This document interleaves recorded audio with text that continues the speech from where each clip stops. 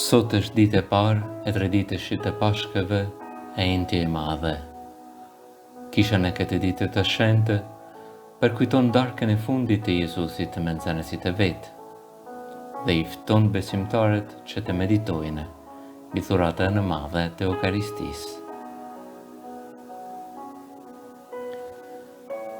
Me siguri, kjo është darka e fundit me nxënësit e vet dhe Jezusi nuk don që kjo të kaloje pa lënë amanetin e vet, shembullin e vet të fundit dhe me të mahnitshëm, si edhe mesimin e tij të fundit.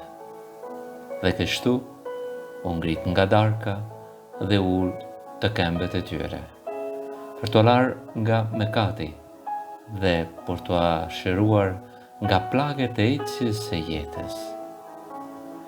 Dhe pasi ul prap, u ameson kuptimin e atij gjesti të pakuptueshëm me urdhërimin e dashurisë. Nëse unë, zotëria dhe mësuesi, ju lava këmbët, duhet që edhe ju t'i lani këmbët njëri tjetrit. Sikur se unë ju desha juve, doni edhe ju njëri tjetrin.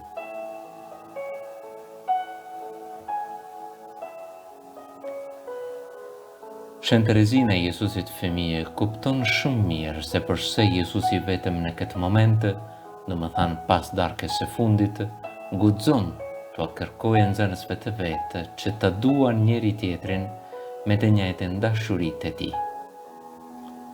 Shkruan ajo: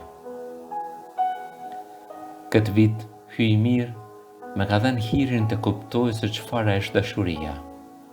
Kam kuptuar që dashuria ime nuk do të duhej të manifestohej vetëm me fjalë, pasi nuk janë ata që thonë o Zot, që do të hyjnë në mbretërinë e qejve, por ata që bëjnë vullnetin e hyjit.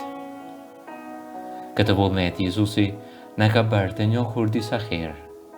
Do të doja të thosha pothuajse në çdo faqe të ungjillit të tij.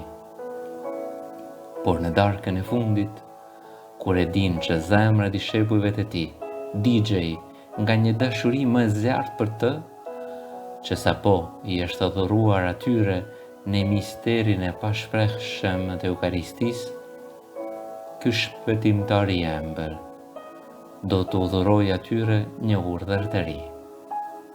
U thot atyre me ngrohtësi të paimagjinueshme, ju jap një urdhër të ri. Duani njëri tjetrin, sikur se unë u kam dashur juve, kështu duani edhe ju njëri tjetrin. Të gjithë do ta dinë se jeni nxënësit e mi nga kjo, në qoftë se do të keni dashuri për njëri tjetrin.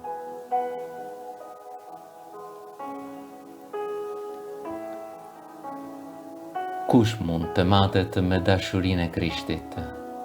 Kush mund të doje tjetrin deri në fund, deri në dhurimin e jetës së vet për tjetrin? Dhe gjithë kjo jo vetëm për ndonjë të afërm ose të dashur, që mund të ishte e kuptueshme, por për vëllain e bashkësisë së krishterë dhe për njeriu që has në rrugën, domethënë për ata që ndoshta nuk të kuptojnë, nuk të duan dhe të tradhtojnë. Sigurisht, mase e dashurisë e Jezusit i të i kalon forcat tona njerëzore. Jezusi e dinte mirë këtë, dhe për këtë arsye, vetëm tani, në darkën e fundit, siç a them, guxon ta kërkojë këtë gjë prej nxënësve të vet.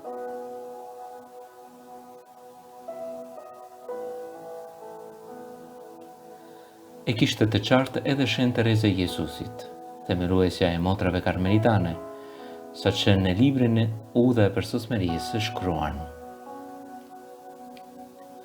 Jezusi i mirë, duke parë se ndihma e tij ishte shumë e nevojshme për ne, tregoi dashurinë e madhe që kishte për ne, duke sajuar një mjet të mrekullueshëm, duke thënë në emër të tij dhe në emër të vëllezërve të vet, bukën tonë të përditshme na e jep sot. Konstatoj se jemi shumë të dobët, shumë të lidhur me tokën, me dashurit të pakta dhe pa kurajo. Prandaj, do të na kishte dashur që të na nxiste duke na vënë përpara dashurinë e tij për ne. Por me që do të kishte dashur ta bënte këtë, jo një herë, por çdo ditë vendosi të qëndronte gjithmonë mes nesh në sakramentin e Eukaristisë. Pa e parë për ditë dashurinë e tij, pa dhuratën e jetës së tij, pa kungimin e shenjtë, pa Eukaristi, askush prej nesh nuk do të kishte mundur ta zbatonte udhërimin e Jezusit. Dashuria është kërkuese, por ne jemi të dobët, të brisht, të luhatshëm, të ftohtë. Është zjarri i dashurisë së tij që ndez zemrat tona kur kungohemi dhe na shtyn të duam me të njëjtën besnikëri.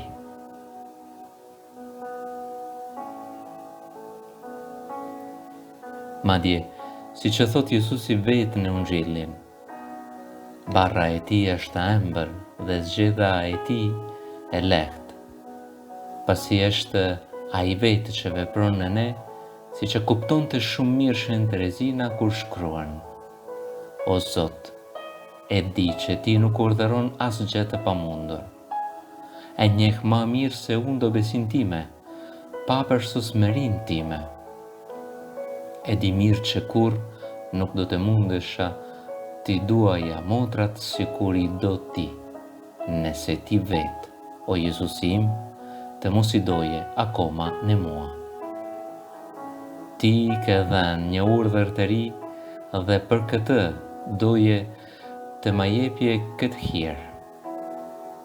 O, sa të dua, sepse me jep sigurinë që vullneti yt është të dua në mua të gjitha ta që me urdhëron t'i dua.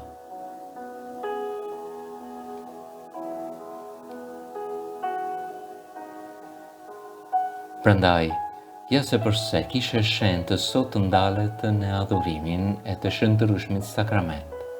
Ja se përse që do besimtar është i thirrur të adhurojë Krishtin dhe dashurinë e tij të pamas për secilin prej nesh.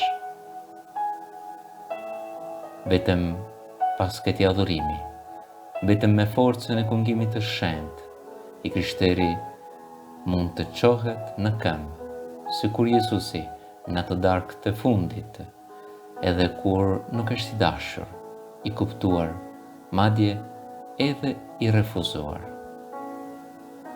Duke ditur edhe ne se si e sa jemi të dashur, po, mund të qohemi me shpresën se jo dashuria e tij nuk shuhet në ne, por madje na shtyn dhe na jep forcë, besnikëri, durim për të dashur edhe ne, por si ai. E thoshte shumë mirë Shënë Terezina: Jezusi i don në mua motrat e mia. Gjithashtu, e kuptonin mirë edhe të gjithë shenjtërit. Është ai që do të doje në ne, nëse ne do ta kemi pranuar dhuratën e dashurisë së tij.